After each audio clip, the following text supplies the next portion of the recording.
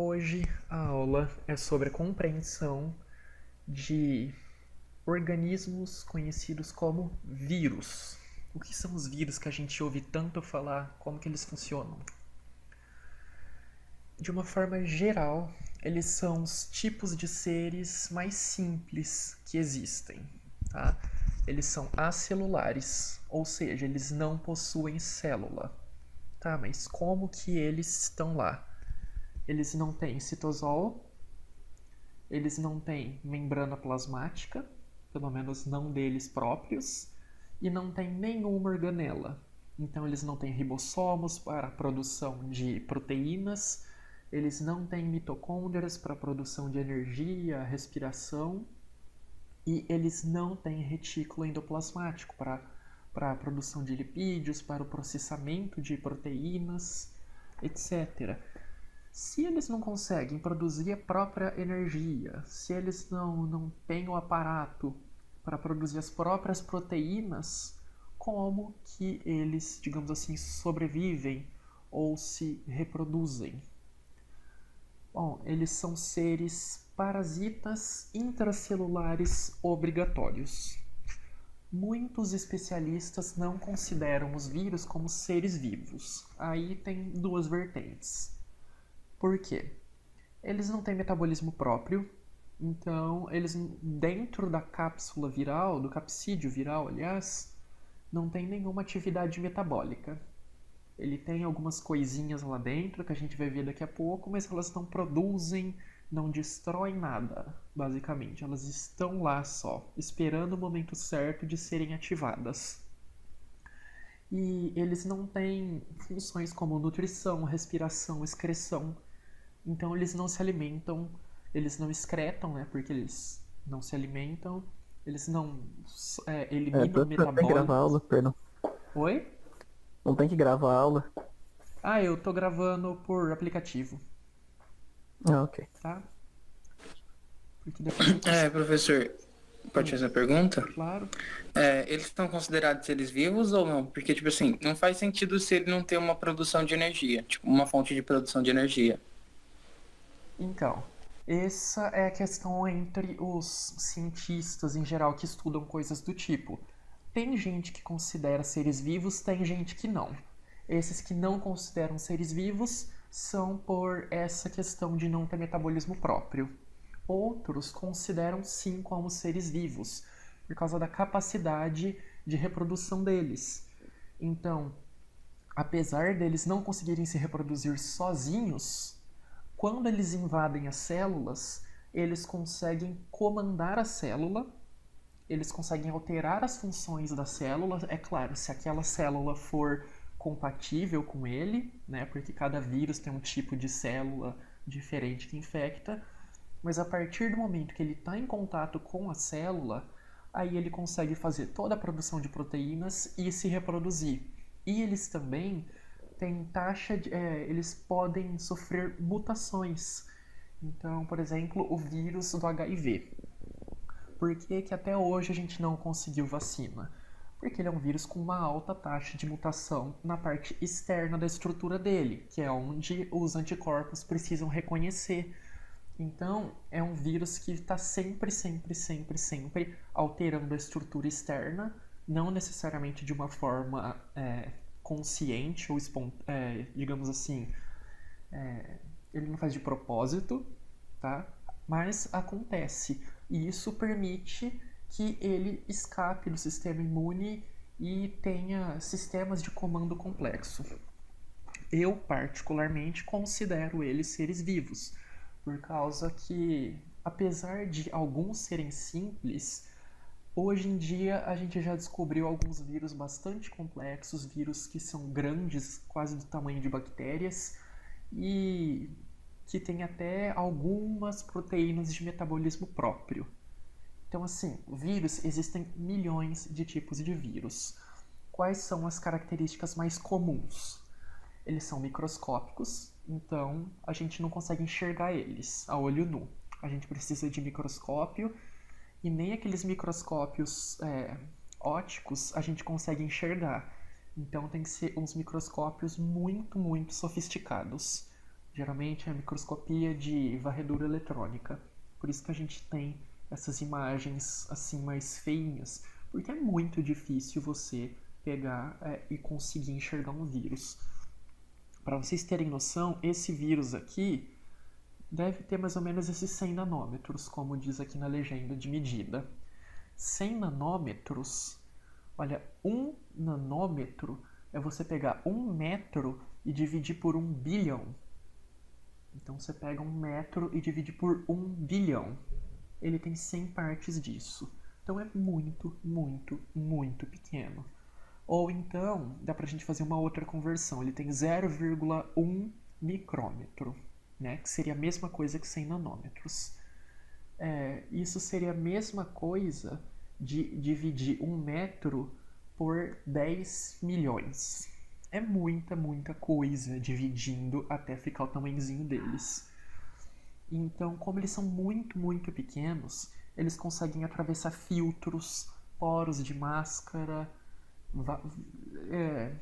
Por exemplo, os cientistas, eles nunca, no começo, eles perceberam que tinha alguma coisa que infectava plantas, né, o tabaco especificamente, e eles não sabiam o que infectava o tabaco, porque se você pegasse a folha, amacetasse, extraísse o líquido e filtrasse para não ter nenhuma bactéria, fungo, coisa do tipo, e jogasse esse líquido em outra planta, a planta ficava doente. Então, e não tinha bactéria lá, não tinha nada que conseguisse atravessar. Foi aí que eles começaram a pensar na possibilidade de seres menores ainda. Eles são parasitas intracelulares obrigatórios de outros seres vivos. Por que intracelulares e obrigatórios? Porque eles não têm células, então eles têm que invadir a célula para conseguir reproduzir e montar o capsídeo deles, para que eles consigam se replicar, tá? E eles podem invadir todos os outros tipos de seres, todos. Então, tem vírus que ataca bactéria, como é o caso dos bacteriófagos, que está a fotinha aqui em cima. Geralmente eles têm esse formatinho, que é o formatinho que em geral a gente mais vê para vírus, porque é um formatinho bem bonitinho. Nós temos vírus que infectam plantas, fungos, bactérias, algas, todos os tipos de animais. É claro que não vai ser um fungo só que vai infectar tudo isso, tá? A gente tem fungos especializados em infectar plantas. O fungo que infecta uma planta, ele não vai infectar um ser humano, tá? São seres completamente diferentes, células completamente diferentes, e eles são mais especializados para aqueles tipos de célula que eles invadem. Então, assim, eles fazem muitas coisas, mas também não é essa algazarra toda. E outros formatos que eles têm. Esse daqui é um vírus do Ebola. A gente sempre vê vírus como se fosse redondinho ou nesse formato dos bacteriófagos. Mas a gente tem o Ebola também, que é uma coisa mais espiralada, tá? E da mesma forma, ele é muito, muito pequeno. A escala da foto só serve para esse, tá? Porque é só dessa foto. Mas esses também devem estar mais ou menos na mesma ordem de grandeza. Ou seja, quase nada de grandeza, tá? E aqui é um vírus daqueles mais comuns que a gente vê, que causa doença em humano. Então tem um envelopinho, ele é mais icosaédrico, e aí ele dá uma aparência de ser esférico, coisas do tipo, tá? Então a gente tem vários formatos de vírus, mas o que eles têm em comum é que eles são microscópicos e muito pequenos, apesar de ter exceção. Basicamente tudo na biologia tem exceção. Então já encontraram vírus grandes, tá bom? Grandes não tipo desse tamanho, tá? Grandes tipo assim, sei lá, quase do tamanho de uma bactéria, algo do tipo. Aqui é para vocês terem noção do tamanho dos vírus. Então, o vírus da polio, o vírus da influenza, que é a gripe, o vírus da raiva. Então, eles vão mudando o tamanho e formato. Aqui já é um bacteriófago, olha como que ele é bem maior. Smallpox, se eu não me engano, é catapora. Aí já começa bactérias. Olha a diferença de tamanho de uma bactéria, coisa de 1000 vezes maior. Aqui já começam os glóbulos vermelhos do ser humano. Isso já é uma levedura, um fungo. Uma célula de pele humana. Olha o tamanho da célula de pele. espermatozoide, um pólen, né, das plantas, um neurônio, que já deve ser o quê? Umas 100 mil vezes maior do que um vírus, um óvulo, e aqui a gente tem algumas algas, protozoário e a ameba, que também é um protozoário. Daqui a gente já consegue enxergar olho nu, tá? Meio milímetro a gente já enxerga olho nu. Mas olha aqui, eles chegam a ser 1000, 100 mil vezes menores do que algumas células que a gente vê. Aqui dá pra gente ver o tamanho da célula e o tanto de zoom que vai nessa animação até chegar no vírus. Então, olha aqui o tamanho da célula, olha o tanto que aproxima, digamos assim, para representar o vírus. E aqui está mostrando de uma forma geral ele infectando, se reproduzindo muito rapidamente. Não é assim, dessa forma tão rápido que acontece, tá? Mas por quesitos de animação ele se reproduz muito rapidamente e pode explodir a célula. Então deu para ter esse conceito do tamanhozinho do vírus, que assim, ele é milhares de vezes menores do que a capacidade da gente de enxergar, tá? É muito difícil a gente conseguir filtrar ele mesmo com filtros muito poderosos.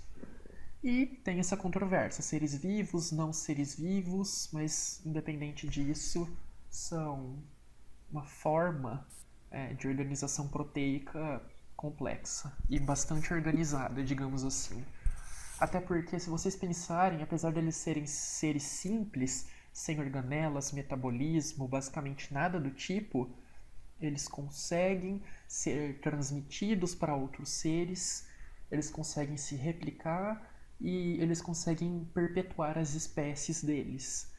Então, tem vírus que há milhares e milhares de anos infectam os seres humanos. Então, são seres muito simples, mas eles conseguem se manter ativos, tá?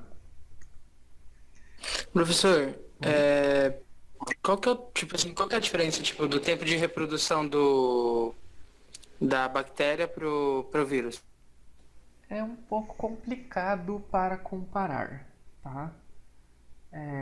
Geralmente, bactérias e qualquer outro tipo de ser vivo, né, ser vivo, digamos assim, complexo, eles demoram um pouco mais. Por quê? Porque tem que ter os que têm núcleo, tem que ter a divisão do núcleo, mas mesmo os que não têm núcleo, tem que ter a multiplicação das cadeias de DNA que costumam ser muito maiores do que o material genético dos vírus. Então, o vírus tem material genético, mas é bem, bem, bem pequenininho. Ele carrega dentro do capsídeo dele só a informação necessária para manter ele sobrevivendo e perpetuando a espécie, porque todo o resto ele vai pegar das outras células.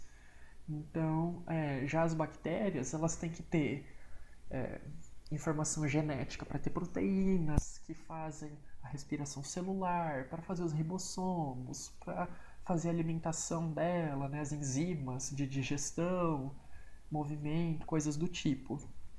Então, assim, o vírus ele tem que entrar na célula, multiplicar o material genético dele e produzir mais proteínas. Como é basicamente só isso que ele precisa fazer, geralmente é muito, muito mais rápida a divisão deles do que divisão de bactérias. Eu não sei a escala de tempo, a velocidade para você montar um vírus. Mas eu acho que em questão de, sei lá, depois que ele conseguiu infectar, talvez em questão de 2 minutos, eu posso até pesquisar para falar isso para vocês depois. E mesmo Tá, muito obrigado. a questão aqui também, mesmo entre alguns seres, é muito diferente isso. Então, bactérias. Nós temos bactérias que demoram 20 minutos para se duplicarem. Mas nós temos bactérias que podem demorar semanas para conseguirem se duplicar. Mesmo o ser humano. O ser humano, a gente tem tipos de células que se reproduzem super rápido, em questão de dias, assim, o ser humano ser Pedro, rápido. Oi? o organismo da pessoa pode influenciar nisso?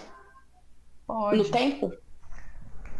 Olha, pode influenciar, talvez não acelerando o tempo, mas digamos assim, retardando. Então o vírus ele entra no organismo do ser humano e ele vai lá para infectar. Só que se o ser humano tem uma boa imunidade, mesmo que não seja específica para o vírus. Então, por exemplo, suco gástrico. O suco gástrico é muito ácido, ele destrói um monte de vírus na hora que eles entram. Então, diminui muito a quantidade de vírus que vai atingir o seu intestino. Por exemplo, vamos fingir um rotavírus, aqueles que causam diarreia. Então, se tem algumas partículas virais que não estão tão boas, o organismo vai lá e destrói.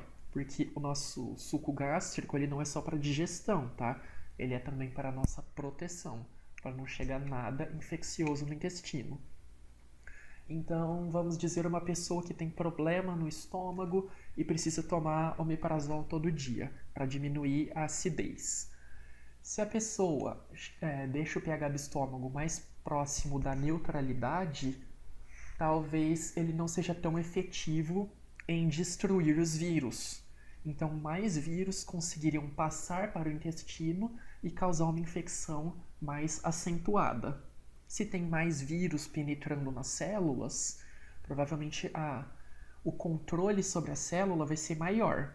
Porque imagina, um vírusinho tentando controlar uma célula. Agora imagina, 100 vírus entram em uma célula só. Todo mundo mandando ela produzir coisa de vírus. Então, isso poderia alterar a velocidade de replicação do vírus. Eu não sei, talvez fatores que acelerem muito, mas geralmente o nosso sistema imune, ele impede que o vírus se multiplique tão rápido. E aí dá tempo da gente reconhecer e começar a produzir anticorpos antes que a infecção se alastre. Ok?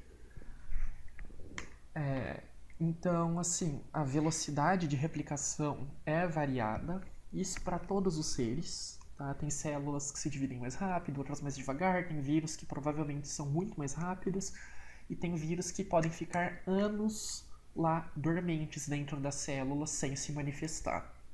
Exemplo de vírus que ficam dormentes são os da herpes. Então, os vírus da herpes, quem tem herpes, o vírus está lá na região da mucosa da boca e ele está dormente, ele está lá de boa na dele. Você começa a ficar estressado, o seu sistema imune cai, o vírus acorda, digamos assim. Por quê? Porque aí ele pode se reproduzir e o sistema imune não vai reconhecer ele tão bem. E aí você tem de novo estouramento das feridas, coisas do tipo. Sobre a estrutura dos vírus, uma unidade viral, ou seja, um vírus, pode ser chamado também de vírion, tá? É a mesma coisa. Então, vírion é uma unidade de vírus quando ele está fora da célula parasitada. Então, ele é completo. Porque dentro da célula que ele está parasitando, ele não é completo. Os pedacinhos ficam divididos e daqui a pouco a gente vai entender. Eles são compostos de proteína. Então, tudo isso é proteína. E lá dentro, eles carregam o material genético dele. O material genético dele pode ser DNA ou RNA. É muito, muito, muito difícil você achar um vírus que tenha os dois tipos.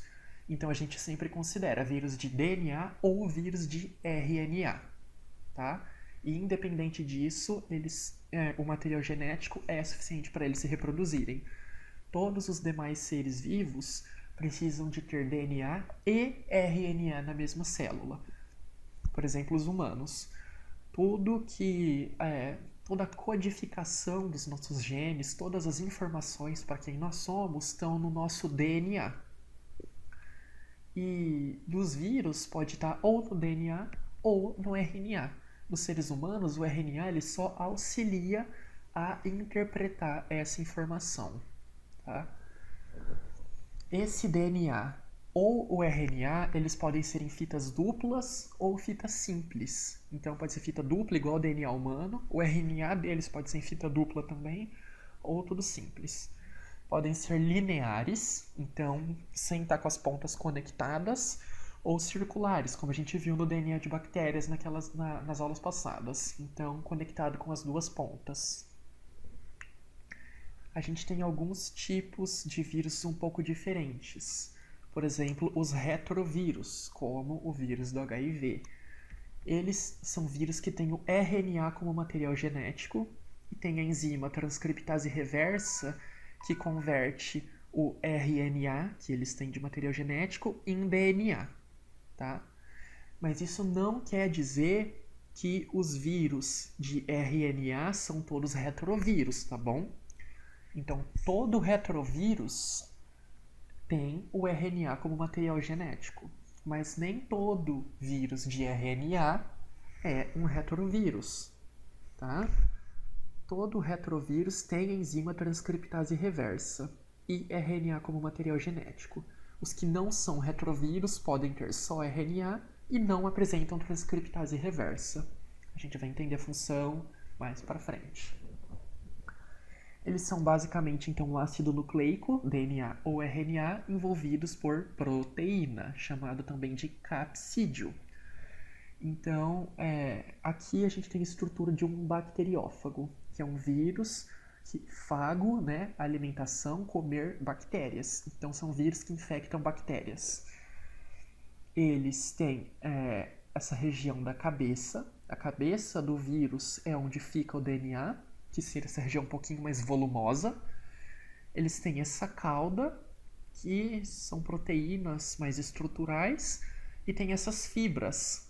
Essas fibras seriam como agulhas, que eles enfiam na membrana plasmática das bactérias e se firmam. E aí, depois que eles se firmam, toda essa estrutura da cauda muda a conformação por dentro e o DNA consegue ser injetado. É como se fosse uma seringa com várias patinhas, tá? Uma seringa com várias agulhas. Então, injetou todas as agulhas, depois encaixou, solta o DNA dele lá dentro. Porque é isso que ele precisa. Ele precisa soltar o DNA dele lá dentro das células. A gente tem mais classificações dos vírus. Eles podem ser envelopados ou não envelopados. Qual que é a diferença? Os envelopados, eles têm um envelope lipídico, uma coisa membranosa, que ele não produz. Ele rouba da célula que ele infectou. Então, na hora que ele vai sair da célula, na hora que os vírions novos já replicados vão se desprender de uma célula para infectar outra, eles levam um pedaço da membrana daquela célula junto, tá? E qual que é a diferença que esse envelope membranoso pode fazer? Pode diminuir a taxa de degradação do capsídeo. O capsídeo é de proteína. E no estômago a gente digere proteínas, certo? Então, os vírus que infectam as células do intestino, em geral, a grande maioria tem que ter envelope. Por quê? Porque esse envelope é lipídico. Então, ele tem uma capinha de gordura protegendo essas proteínas estruturais de lá de dentro. Pedro, Oi. pode interromper, mas é uma camada lipoproteica ou não? É uma camada lipoproteica. Assim, para quem não entende o conceito, o que significa lipoproteica? Lipo vem de lipídio, então a gordura, e proteicas são as proteínas. As proteínas a gente vê como esses pontinhos amarelos e os azuis. Então, essas são proteínas que estão no envelope, tá? Essas não são tão fáceis de digerir. Por quê? Porque elas têm que ser resistentes ao ácido, senão de outra forma não tem como o vírus infectar. Então, por seleção natural, os vírus que tinham o envelope e aí a proteína exposta resistente ao ácido. Então por que ele não faz tudo resistente? Porque pode ser que não seja tão fácil assim você compor uma proteína tão resistente a ácido. Então ele deixa só a parte externa mais resistente. E aqui em vermelho é o lipídio. Então tudo isso em vermelho é gordura. Eles são basicamente bolinhas de proteínas envolvidas por bolinhas de gorduras, tá? E nós temos também vírus que eles não têm envelope, eles só têm a parte de proteína, como os bacteriófagos. Então a gente tinha visto os bacteriófagos lá, eles não têm gordura em volta do capsídeo, tá? É só proteína. E eles também têm proteínas de reconhecimento da superfície. Aqui, esse é um bacteriófago, então ele só tem proteína, ele não tem nada de gordurinha cobrindo ele. Aqui a gente vê o do ebola, por exemplo. dá pra ver que tem uma linha preta bem forte em volta dele. Essa linha mais escura seria a membrana, tá? Seria o envelope. E desse daqui a gente não tem envelope, isso daqui seria mais uma sombra da onde ele está ficando, porque o envelope teria que cobrir tudo, não poderia cobrir só uma parte. Esse vírus aqui, a gente vê uns pontinhos subindo, seriam essas glicoproteínas de reconhecimento. Nós temos vírus envelopados, que geralmente são vírus que infectam animais, e aqui tem os exemplos, e os não envelopados podem infectar animais também, mas geralmente a maioria das espécies que não tem envelope infectam outros organismos. Então a planta não tem suco gástrico para digerir. Então ele não precisa de ter uma membrana lipídica, não tem necessidade disso, tá? Vírus, ele funciona assim. Ele vai para uma viagem e fala: o que eu preciso de levar? Isso, isso, isso. É isso que ele leva. Ele não leva nada a mais caso ele precise, tá? Ai, mas e se acontecer? Não, com vírus não tem isso. O vírus ele leva o mínimo que ele precisa. Aqui então a gente vê o lipídio, né? A camada lipídica, que seria dessa daqui cortada no meio. Não está mostrando o capsídeo, tá? Mas entre a parte lipídica, né, o envelope viral e o material genético, teria que ter uma estrutura proteica recobrindo, tá? Que aqui não está mostrado, mas é só para exemplificar. Então lá dentro o que ele tem? Ele tem RNA e ele tem poucas enzimas, que a gente vai ver daqui a pouco, mas essas enzimas não funcionam dentro dele. Ele só armazena para na hora que ele infectar a célula ser mais rápido a infecção. Então ele já fala: ó, eu trouxe isso daqui para você, faz seu serviço aí que eu já trouxe a minha parte. E por que ele tem essas glicoproteínas na superfície? Cada vírus infecta um tipo de célula. Mas como ele sabe qual célula que ele pode infectar? Ele chega tipo: com licença, senhor, posso te aplicar um golpe? Não, ele não é esse tipo de estelionatário. Ele chega e essas glicoproteínas, ou seja, são proteínas com algumas moléculas de açúcar ligadas nelas, essas glicoproteínas chegam e elas servem para reconhecimento de glicoproteínas das células dos seres vivos. Por que os seres vivos têm essas glicoproteínas, então? Para deixar vírus entrar? Por que ele não exclui?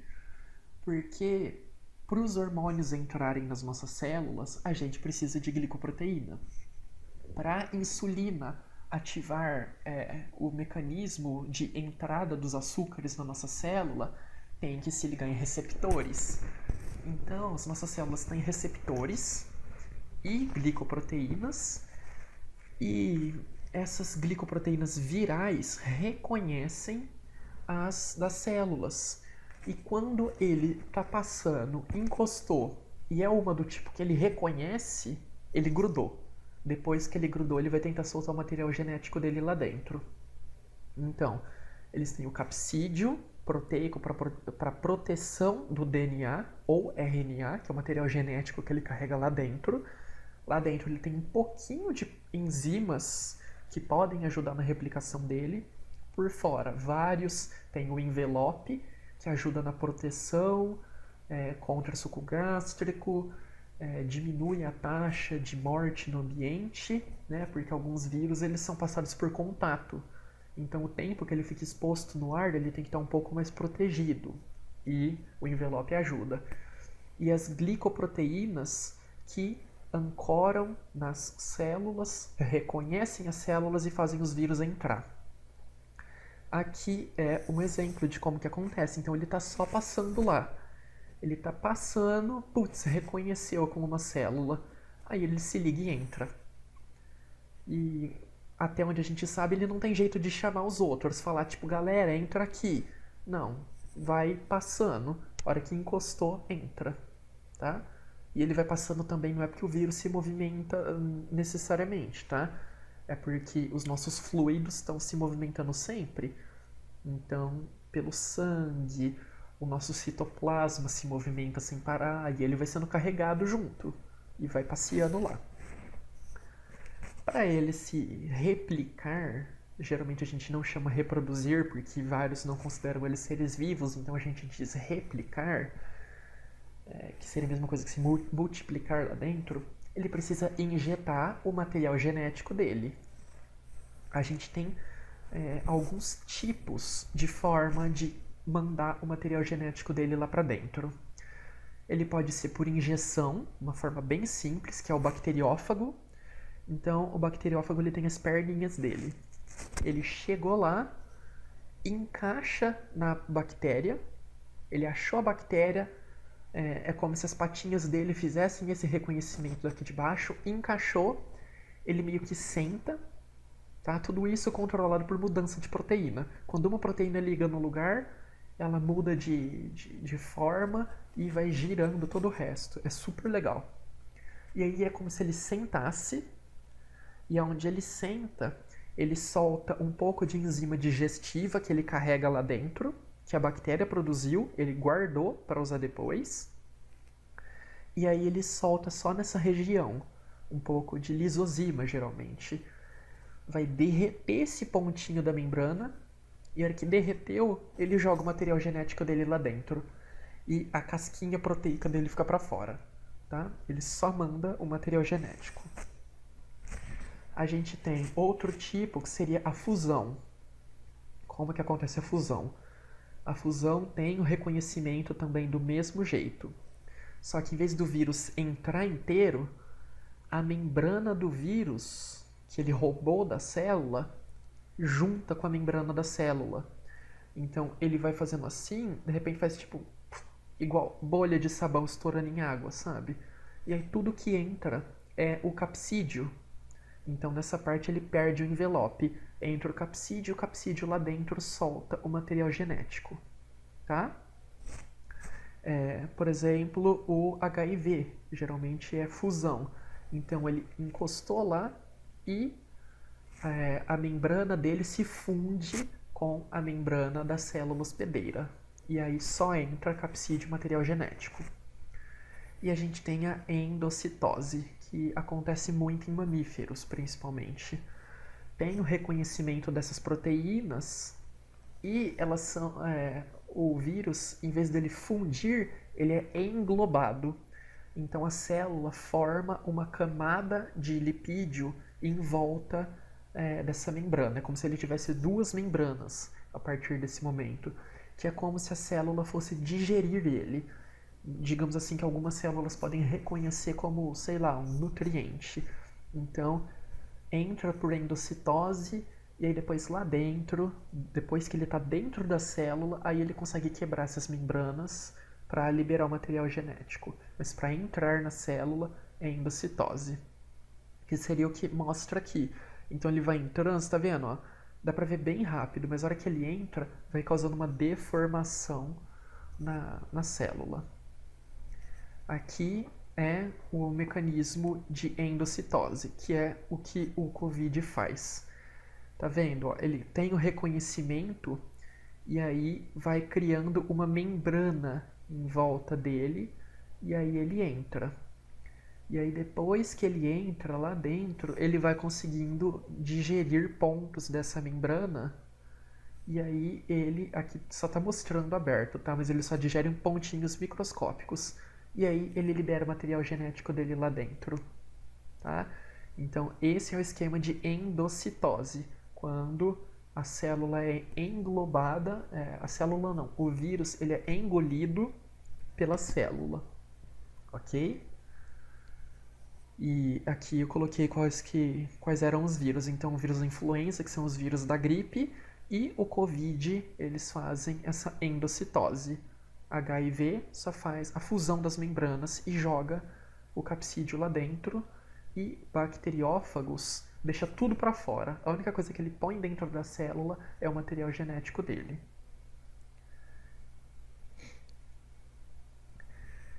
Transmissão. Cada vírus tem um tipo de transmissão, e essa transmissão depende do tipo de glicoproteína que ele tem e da afinidade celular do vírus. Então, que tipo de célula que ele gosta? Se o vírus gosta de célula do pulmão, Por onde que é o caminho mais lógico para ele entrar? Pelo nariz ou pela boca, que ele pode ter contato com a mucosa e parar lá. Você não vai contrair gripe por uma relação sexual, tá? Você não vai contrair uma gripe por beber água contaminada com o vírus da gripe. Por quê? Porque a água vai cair no estômago, vai ser digerido. E, geralmente você contrai se você aspirar. Então, na hora que você respira, entra aquele ar com gotículas, tipo gotícula de espirro, que dá pra gente ver sendo formadas aqui, tá? Então, olha o tanto de gotícula que sai no espirro. Uma pessoa espirra, a gente a metros de distância pode respirar e ter uma gotinha de água cheia de vírus lá dentro, essa gotinha, que a gente nem enxerga essa gota, mas ela entra e como a gente respirou, ela vai pro pulmão. E aí, contamina a região. Então, vírus que infectam regiões respiratórias, ou, por exemplo, a cachumba que infecta a região aqui das nossas glândulas salivares, é mais fácil eles entrarem pela região do nariz, boca, né, por meio de partícula. Então, beber no mesmo copo que uma outra pessoa, espirrar, tossir na cara da outra pessoa, por isso que é tão importante a gente usar máscara. Porque o Covid, ele é transmitido por gotículas e partículas, tá? Então, isso já é comprovado. A melhor forma da gente proteger é usando a máscara, por quê? Porque a emissão de partículas, se você está infectado, a hora que você espirra, sai bem menos partícula que isso. E se alguém espirrou e você vai inspirar, é mais difícil atravessar os poros. Não quer dizer que é impossível, porque vocês lembram do tamanhozinho dos vírus. Mas se a pessoa que espirrou está de máscara e você que está respirando lá de boa na sua vida está de máscara também, é muito difícil um vírus conseguir atravessar essas duas máscaras e parar no seu pulmão, tá? Além disso, uma coisa que é interessante a gente saber.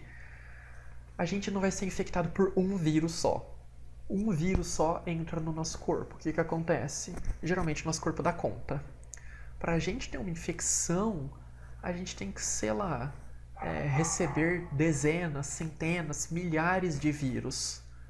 E não é muito difícil, porque em uma gotícula que a gente respira pode ter, sei lá, 1000 partículas virais. Em uma gotinha de saliva que a pessoa espirrou. Então, assim, por mais que não seja uma partícula, eles são muito pequenos e é fácil da gente ter contato com milhares de partículas sem perceber. Porque vírus não tem cor, não tem cheiro, não tem sabor, não tem como a gente saber dos vírus. Tanto que eles foram descobertos depois de 1900. Em 1900 que descobriram o primeiro vírus, tá? Então é uma coisa bem recente. Podem ser transmitidos por superfícies contaminadas. Então, olho de peixe. Olho de peixe é um tipo de doença causada por um tipo de HPV. Não é o mesmo HPV que causa câncer de colo de útero, tá? É outro tipo de HPV, que seria um vírus de herpes. Se uma pessoa tem olho de peixe, que seria uma verruga no pé, e ela toma banho na academia. Na hora que ela toma o banho na academia, pode ficar um monte de vírus lá no chão da academia por causa do desgaste da pele. Aí outro entra na academia para tomar banho. Se você tá lá descalço tomando banho, o vírus pode entrar. Principalmente se você tiver um pequeno cortezinho naquela superfície. Então, se vocês forem tomar banho, por exemplo, na casa de outras pessoas que vocês não conhecem, ou ambiente público, é bizarro, mas usa chinelo, tá? Porque a gente pode ter contato e pode pegar só por contato. O vírus da influenza também. Como que a gente pega gripe por contato? Ele não atravessa as células da pele, mas a gente toda hora tá passando a mão no nariz, no olho, na boca. Então, sei lá, você tá no ônibus, alguém espirra na mão, põe a mão lá no balaustre, né, aqueles cabos do ônibus, você pôs a mão lá também. Daí 15 minutos você coça o olho. Você encheu a região da mucosa do seu olho de vírus. E como a mucosa é meio fácil de atravessar, tipo do olho pro nariz, estão bem perto, né? É fácil de atravessar por dentro e você pode se infectar. ou se não você coçar o nariz, passar a mão na boca. Nós temos vírus que são passados por água e alimento contaminado, é claro. E geralmente esses são vírus que infectam a região do intestino, né? Tipo os rotavírus. E também temos o vírus da hepatite A, que infecta o fígado. Então, vírus das hepatites, eles podem ser passados por transmissão sexual, mas o da hepatite A geralmente é por alimento e água contaminada. Então, alguém que estava contaminado faz cocô na água do rio. Você tá lá nadando, foi rir, se afogou, engoliu um pouco de água. E foi perto dessa pessoa que fez um cocô discretamente lá. Você pode engolir partícula suficiente do vírus da hepatite para se infectar. Ou a pessoa faz cocô na horta. Contaminou teu alface lá com os vírus. Você não lavou direito. Você pode pegar hepatite. Animais vetores. Esses animais, eles geralmente não têm os mesmos tipos de sintoma que o ser humano, tá? Eles podem até ser infectados pelos vírus, mas é uma infecção muito mais leve. Em geral, esses animais, eles só carregam os vírus e transmitem para outros seres vivos. Quando um ser vivo come ele, ou quando ele morde outro ser vivo, ou quando ele pica um ser vivo, tá?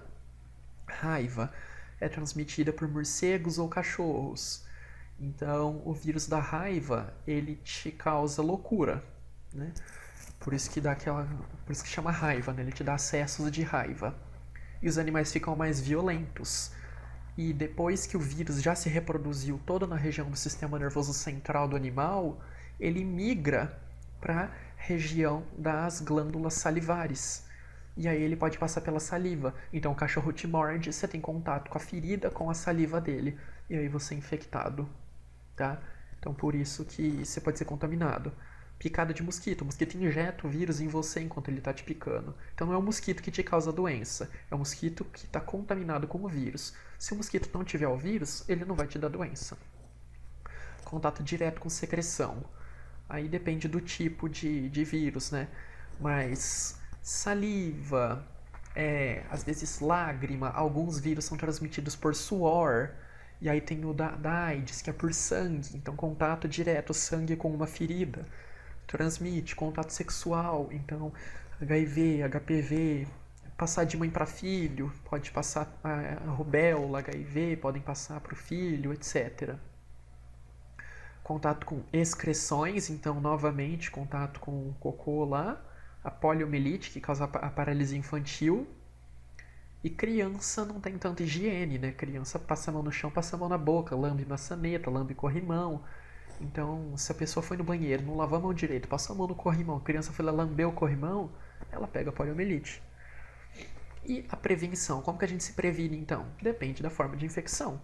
Se a infecção for pelo ar e for uma época que você vai ter, tipo agora que a gente está no meio da pandemia, é transmitido por gotículas no ar, então a gente usa máscara. Se é água e alimento, se você sabe que naquela região tem água contaminada, não vai adiantar você filtrar. Então você compra água mineral, tá? Ou você ferve a água antes de tomar. Lavar os alimentos muito bem. Animais vetores. Você pode dar vacina para os animais, se for possível. Ou você pode, talvez, erradicar os animais da região, como os mosquitos. Então a gente pode eliminar os mosquitos da região e aí para de transmitir as doenças. Contato direto com secreção. Não tenha contato direto com uma secreção. Então, se ela é transmitida por sangue, não tenha contato com o sangue de outras pessoas, né? Agulha de tatuagem, pessoas que usam drogas, então se injetam, né? Compartilham. Então, assim, que tem que evitar contato.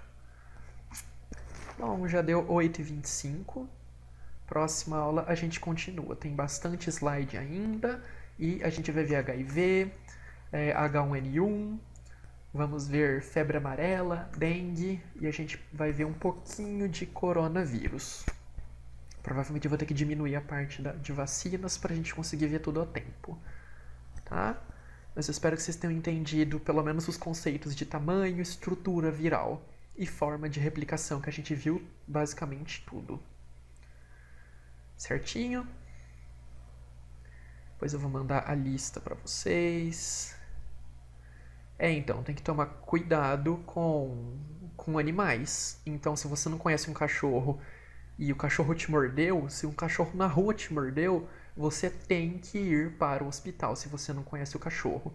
Porque raiva, até hoje, só 8 pessoas sobreviveram sem tomar nenhum tipo de remédio, se eu não me engano. Então, quem contrai raiva morre. É uma das doenças mais letais que existem, tá bom? Então, é muito importante vocês serem vacinados basicamente para tudo, tá? Todas as vacinas que o SUS dá, toma. Vacina da raiva a gente não tem no SUS. Eu acho que nem tem vacina da raiva. Não, na verdade tem vacina da raiva, mas eles não distribuem assim tão fácil, porque a imunidade não é tão duradoura. Mas foi mordido por um cachorro, vai pro hospital, tá?